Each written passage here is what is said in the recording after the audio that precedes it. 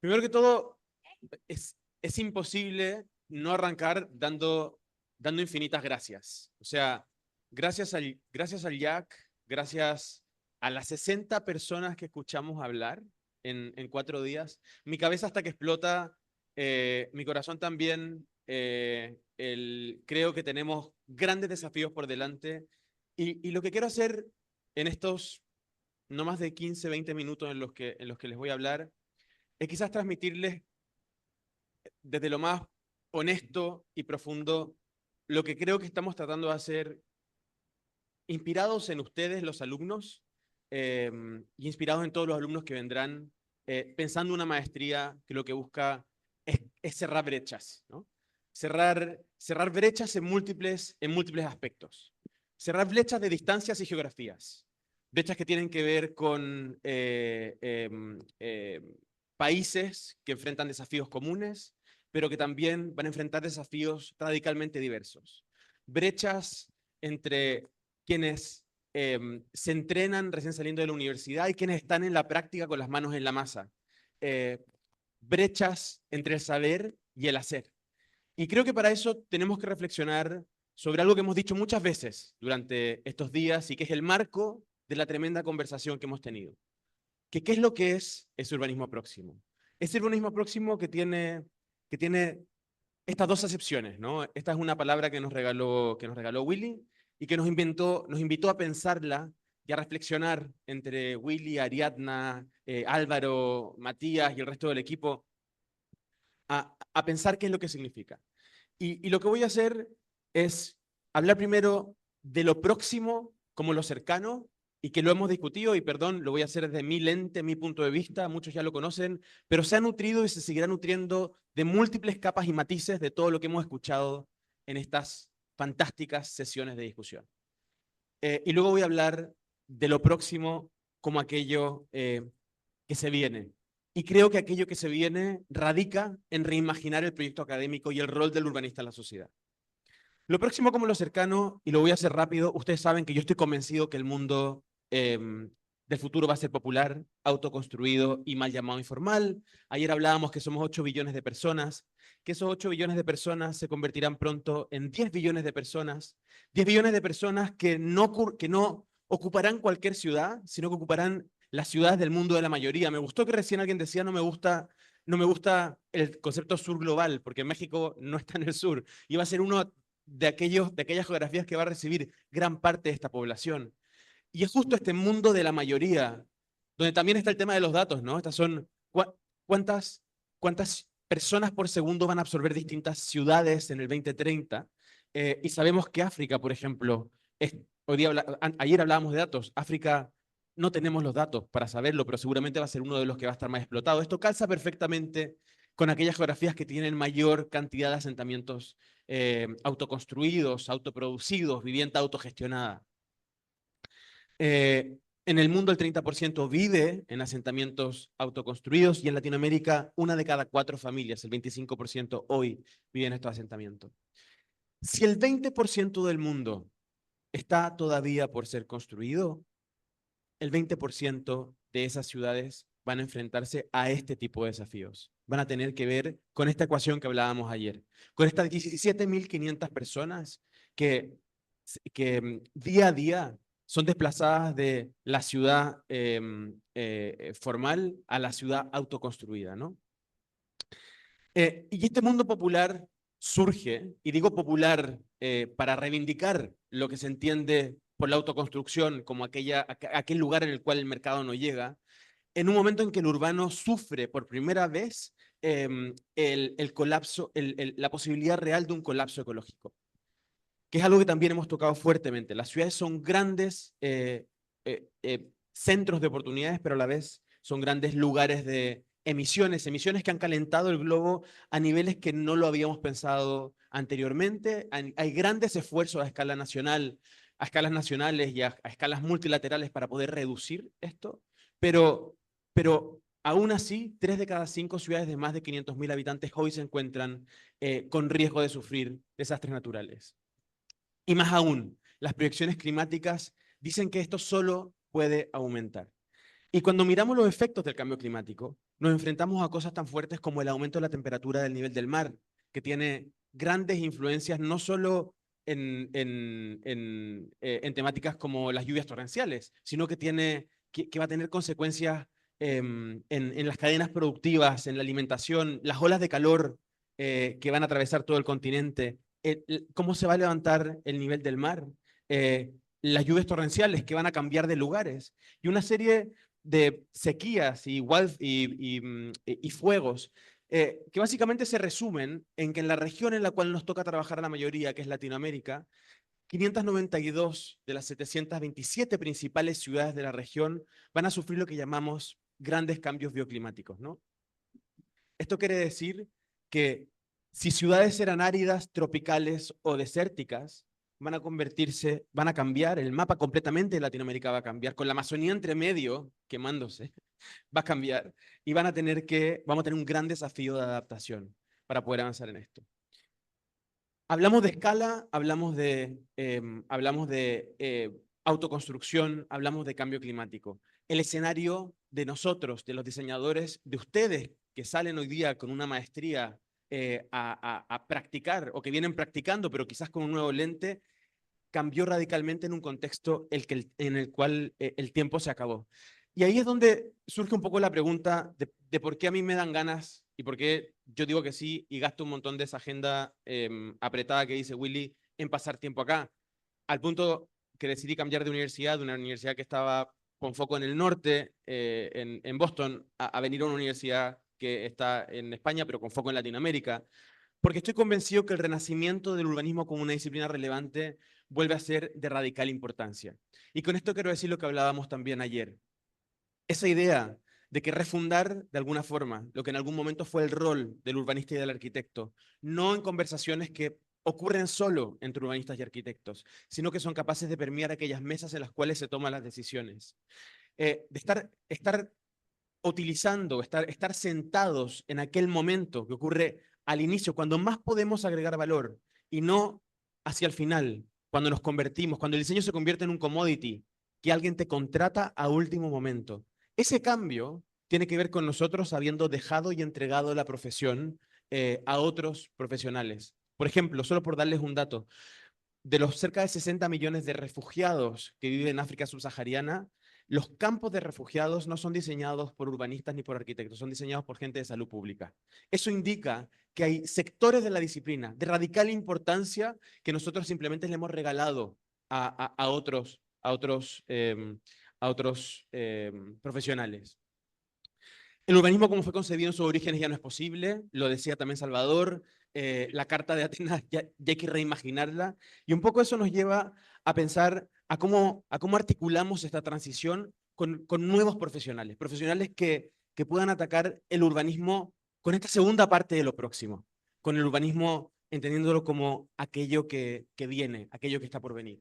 Y aquí yo les voy a compartir un poco lo que yo miraba cuando yo era chico, porque la verdad es que cuando Willy Vicente y Gausa se sentaban a escribir esto, yo buscaba en la biblioteca de mi universidad y miraba el diccionario y me parecía que estos cuatro se habían juntado a redefinir la arquitectura. Y me parece que hoy día hacen algo muy lindo, que es que le pasan la posta a un grupo, porque si sacamos la media de edad de esta sala, a pesar de que todos tenemos entre 20 y 45, pero un grupo de personas que tienen que volver a reimaginar, volver a pensar en ese repertorio, en ese decálogo conceptual, en esa cantidad de palabras que nos van a ayudar a referirnos a todo este contexto que cambió y que de alguna forma nos pone desafíos que no imaginábamos que íbamos a tener cuando estábamos estudiando en la universidad y que yo nunca pensé que iba a tener en el momento en el cual yo sacaba ese libro en Chile, en la universidad pública, ¿no? Y para hacer esto, les quiero compartir cuáles yo creo que son esas 10 agendas de transformación para un urbanismo próximo que estamos impulsando en el diseño de la maestría y que van a ir permeando tanto como con input de sus proyectos y sus reflexiones como con aquellas cosas que nosotros creemos que son claves para repensar la figura del urbanista. Lo primero es que el urbanismo próximo será un urbanismo político. Será un urbanismo que estará en flujo, que tendrá que vincularse con la migración, que tendrá que dejar de ser extractivista, tendrá que cambiar las lógicas extractivistas que hacen que países como Nicaragua no tengan agua, por favor. Será reivindicatorio. De una vez por todas vamos a tener que dejar de reimaginar la vivienda y el edificio como un output y pensar aquel proceso que devuelve la capacidad a todos aquellos que se lo merecen de participar de la ciudad y de todos los atributos que la ciudad tiene para ofrecer. De la misma forma, devolverá el poder a las bases, será feminista y abrazará las disidencias, utilizará el activismo como herramienta, y aquí en la mesa tenemos activistas moviendo parques, y como decía Manuel el otro día, montamos una bienal de arquitectura entera sobre el rol del activismo en la arquitectura. Restaurará el equilibrio, porque hemos sido responsables de desequilibrar un mundo que se nos entregó equilibrado. Será capaz de modular el cambio. De alguna forma entenderá que el mundo es un mundo de transiciones, que los materiales envejecen constantemente, que no hay nada que sea permanente y que de alguna forma todas aquellas cosas que estamos viendo tienen fecha de expiración. Este edificio en algún momento no va a estar más, este edificio en algún momento va a tener otro uso, y eso tenemos que pensarlo de una forma más inteligente que la única solución que ha pensado la arquitectura para este tipo de problemas, que ha sido la demolición como la única solución para la obsolescencia.